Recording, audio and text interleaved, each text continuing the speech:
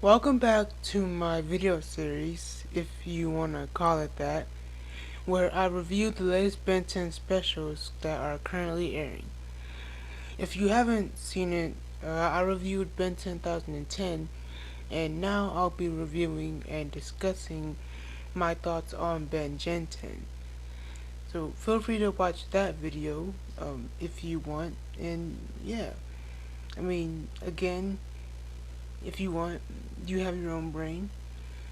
Anyway, when Ben meets a young generated Rex on the run from Providence, he must work through a series of misunderstandings and defeat the Dark Wizard Hex to save the world from a malfunctioning Omnitrix.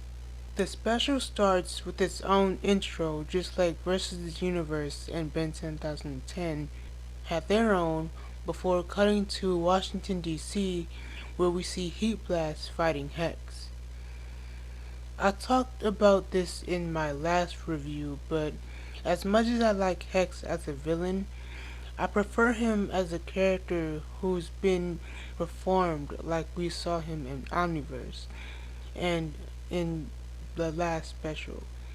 But I think this episode made me like his villain side just a bit more, solely based on his evil plan in this special, which actually comes into the light as we see him just merely succeed with his plans. We then get the meeting of Ben and Rex. We saw this scene when it was released a couple weeks ago, when Rex and Bobo steal Ben's s'more, with Ben transforming into Cannonball, fighting them, which leads to Rex trying to use his powers to cure Ben as he thinks he's an evil, which causes the Omnitrix to malfunction. At the beginning of the episode, Ben also meets a family who are on vacation. They're in the area of the energy surge and get transformed into Ben's aliens, which eventually spreads across the world. It reminded me of the DNA leak in Destroy All Aliens. Rex and Bobo leave the scene, leaving Ben to fend for himself in what I thought was a pretty intense situation, and we even get the return of aliens that aren't active in Ben's playlist anymore, like Stinkfly and Wildvine. Apparently, Grey Matter and Overflow were also there, but I didn't spot them. Providence suddenly arrived, and just as the synopsis stated, Ben, in a series of misunderstandings, ends up fighting against Hex, who, and I'm not sure if this is true in the original Generator X series, I haven't seen it in a while, but he's the sixth most deadliest man in the world. I think initially when the posters and teasers started to come out for this special, fans of the original show were afraid that the reboot might taint what Six was before and turn him into a goofy character.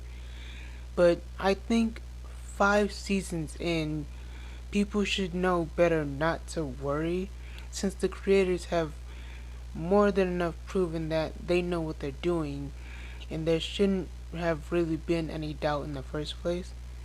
There's also a reference to the Omega Nanite when Six states that Rex being in the area is an Omega level threat. The Six vs Ben fight is pretty entertaining, and what surprised me was that it was longer than the Ben vs Rex fight. It was cool to see him just toss a baby Vaxasaurian like she was nothing and being able to defeat Shockrock. Rex enters the fight as well as Providence, just as our characters realize they're basically on the same side. There's a Diamond Head transformation I mentioned in my last review that I thought was a hint towards him becoming more in tune with the Omnitrix, since in the sequence we don't see him hit the watch, it just activates. But like I guessed before, it was probably just a transformation sequence that didn't really have any other meaning than being a transformation sequence. and we see that same sequence again in this. So my theory has been completely debunked before it even started. Just as our heroes are about to get captured, Hex enters the fight too. It does something I don't think I could have ever saw coming. Reboot Hex did what original Vilgax couldn't by creating an alien army, which was Vilgax's plan in the beginning before he became obsessed with vengeance. I mean, I guess Vilgax did eventually create an alien army and then there was Ben, but you know. This is what made my appreciation for Hex raise up a few bars. Not just this version, but the previous one as well. Our now united heroes take a break in the rust bucket when Ben tries to find Max and Gwen, which is when we get a small hint towards Rex's backstory. I'm interested to see if this was a backdoor pilot to a Generator Rex reboot, or if he'll just pop up from time to time in the season. Ben tries to convince Rex that he can fix the Omnitrix, but since Rex is new to being a hero, he hesitates and runs away, with Bobo going after him.